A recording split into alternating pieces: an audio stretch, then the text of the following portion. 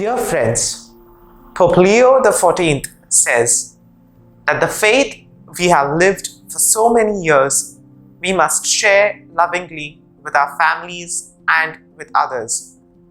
Today's novena is dedicated to the youth. Youth are always exposed to storms of evil, and they experience discouragement amidst the challenges of life.